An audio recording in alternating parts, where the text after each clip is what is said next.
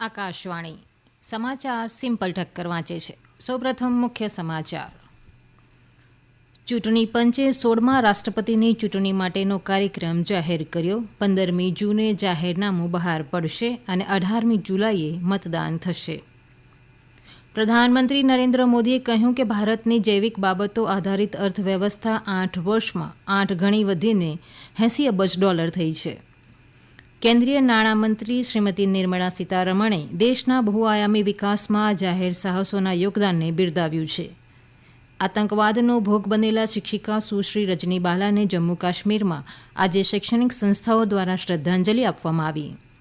મહારાષ્ટ્રની ખાસ અદાલતે રાષ્ટ્રવાદી કોંગ્રેસના નેતા નવાબ મલિક અને ભૂતપૂર્વ મંત્રી અનિલ દેશમુખની રાજ્યસભાની ચૂંટણીમાં મતદાન માટે જામીન આપવા ઇનકાર કર્યા. અને સ્વાતંત્ર્ય સેનાની બિરસા મુંડાની પુણ્યતિથિ પર દેશભરમાં શ્રદ્ધાંજલિ આપવામાં આવી. સમાચાર વિગતવાર. ચૂંટણી પંચે 16મા રાષ્ટ્રપતિની ચૂંટણી માટેના કાર્યક્રમ જાહેર કર્યો છે. આજે નવી દિલ્હીમાં ચૂંટણી કાર્યક્રમની જાહેરાત કરતા મુખ્ય ચૂંટણી કમિશનર રાજીવ કુમારે કહ્યું કે 18મી જુલાઈના રોજ મતદાન થશે. આ અંગેનું જાહેરનામું 15મી જૂને બહાર પડશે અને ઉમેદવારી પત્ર ભરવાની છેલ્લી તારીખ 29મી જૂન સુધી છે. 30મી જૂને ઉમેદવારી પત્રોની ચકાસણી થશે અને 18મી જુલાઈએ મતદાન થશે અને 21મી જુલાઈએ મતગણતરી હાથ ધરવામાં આવશે. રાષ્ટ્રપતિ રામનાથ કોવિંદનો કાર્યકાળ 24 જુલાઈએ સમાપ્ત થઈ રહ્યો છે. શ્રી કુમારે જણાવ્યું કે બંધારણ મુજબ પ્રમાણભૂત પ્રતિનિધિત્વ પદ્ધતિ અનુસાર ગુપ્ત મતદાન દ્વારા ચૂંટણી યોજવામાં આવશે. ચૂંટણી પંચ મુક્ત અને નિષ્પક્ષ મતદાન સુનિશ્ચિત કરવા માટે તમામ જરૂરી પગલાં લઈ રહ્યું છે. રાષ્ટ્રપતિની ચૂંટણી લોકસભા, રાજ્યસભા અને રાજ્યોની વિધાનસભાના ચૂંટાયેલા સભ્યો દ્વારા કરવામાં આવે છે. તેમાં દિલ્હી અને પુડુચેરી વિધાનસભાઓ પણ સામેલ છે.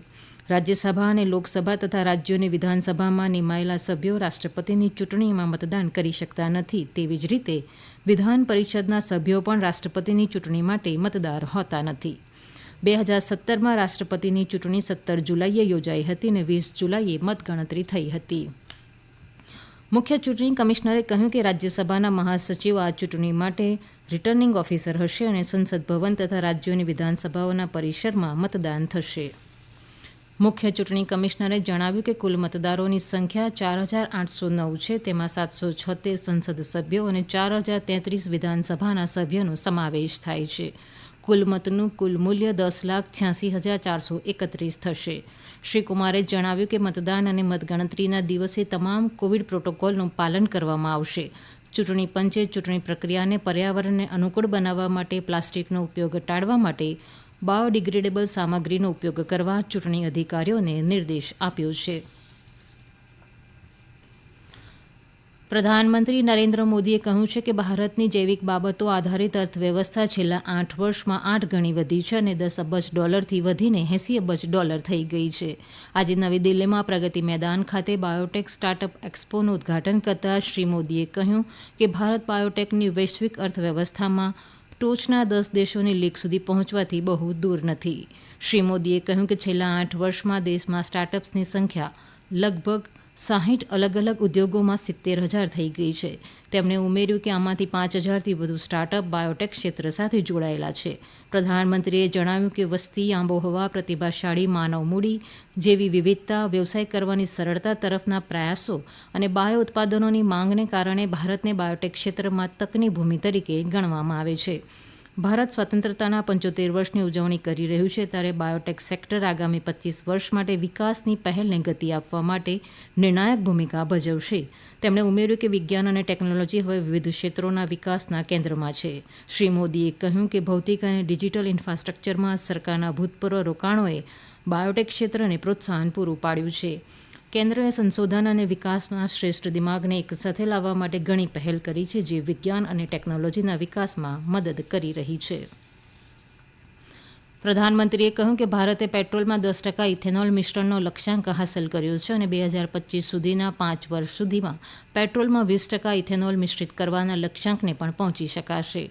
શ્રી મોદીએ કહ્યું કે સબકા સાથ સબકા વિકાસ મંત્ર વિવિધ ક્ષેત્રોમાં લાગુ થયો છે. સરકારના સમગ્ર અભિગમમાં તમામ ક્ષેત્રોને પ્રોત્સાહન આપવામાં આવી રહ્યું છે. આ પ્રસંગે વિજ્ઞાન અને ટેકનોલોજી મંત્રી ડોક્ટર જીતેન્દ્રસિંહે જણાવ્યું કે સરકાર સ્ટાર્ટઅપથી આગળના સ્તર માટે કામ કરી રહી છે. બાયોટેકનોલોજી ઇન્ડસ્ટ્રી રિસર્ચ આસિસ્ટન્ટ કાઉન્સિલની સ્થાપનાના 10 વર્ષ પૂરા થવા પર બાયોટેક સ્ટાર્ટઅપ એક્સપોનું આયોજન કરવામાં આવ્યું છે. તેનું આયોજન ડિપાર્ટમેન્ટ ઓફ બાયોટેકનોલોજી અને biotechnology industry research assistant council દ્વારા કરવામાં આવી રહ્યું છે.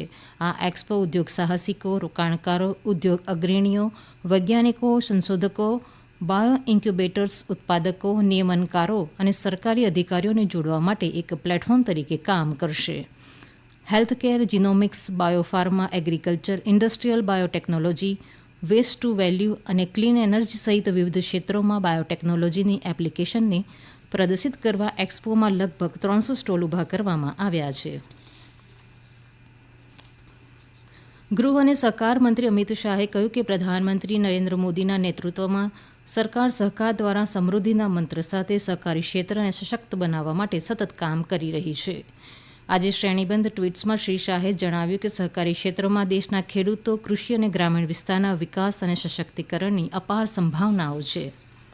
કેન્દ્રીય નાણામંત્રી શ્રીમતી નિર્મલા સીતારમણે દેશના બહુઆયામી વિકાસમાં જાહેર સાહસોનું અમૂલ્ય યોગદાનને બિરદાવ્યું છે. સંસ્થાનવાદી શાસનમાંથી આઝાદી મેળવ્યાના 75 વર્ષની ઉજવણી ચાલી રહી છે ત્યારે રાષ્ટ્રના વિકાસમાં જાહેર સાહસોની પ્રગતિ દર્શાવવા માટે આ પ્રદર્શનનું આયોજન કરવામાં આવ્યું છે.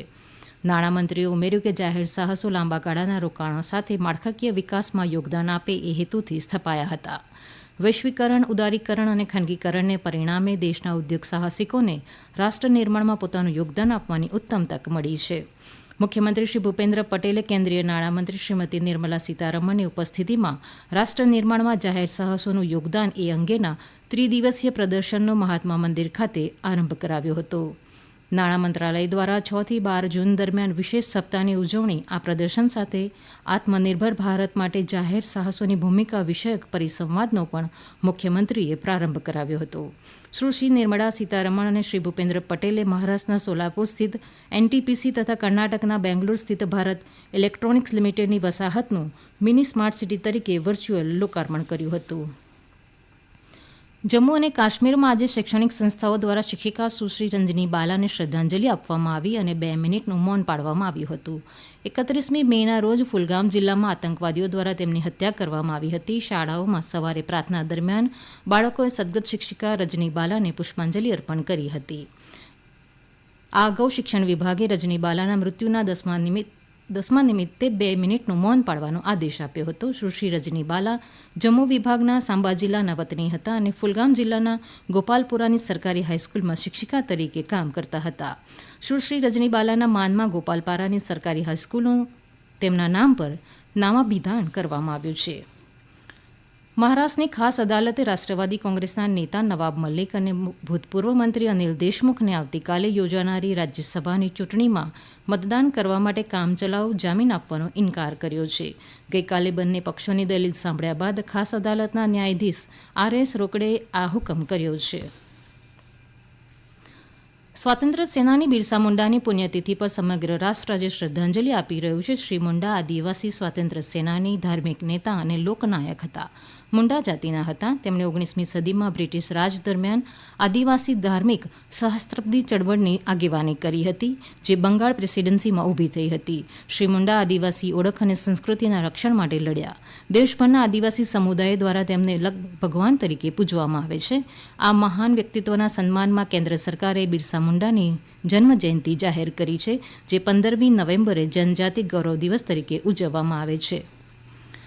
સ્વતંત્ર ચળવળમાં શ્રી મુંડાના યોગદાનને યાદ કરી રાષ્ટ્રપતિ, ઉપરાષ્ટ્રપતિ, પ્રધાનમંત્રી અને ગૃહમંત્રી સહિતના અગ્રણીઓએ સદગતની ભૂમિકાને યાદ કરી હતી. અંતમાં મુખ્ય સમાચાર ફરી એકવાર. ચૂંટણી પંચે 16મા રાષ્ટ્રપતિની ચૂંટણી માટેનો કાર્યક્રમ જાહેર કર્યો. 15મી જૂને જાહેરનામું બહાર પડશે અને 18મી જુલાઈએ મતદાન થશે. પ્રધાનમંત્રી નરેન્દ્ર મોદીએ કહ્યું કે ભારતની જૈવિક બાબતો આધારિત અર્થવ્યવસ્થા 8 વર્ષમાં 8 ગણી વધીને $80 અબજ થઈ છે. કેન્દ્રીય નાણામંત્રી શ્રીમતી નિર્મલા સીતારમણે દેશના બહુઆયામી વિકાસમાં જાહેર સાહસોના યોગદાનને બિરદાવ્યું છે. આતંકવાદનો ભોગ બનેલા શિક્ષિકા સુશ્રી રજની બાલાને જમ્મુ કાશ્મીરમાં આજે શૈક્ષણિક સંસ્થાઓ દ્વારા શ્રદ્ધાંજલિ આપવામાં આવી. આકાશવાણી પરથી સમાચાર પૂરા થયા. स्पीड की सरकार देश में आजादी के बाद से सबसे ज्यादा स्पीड से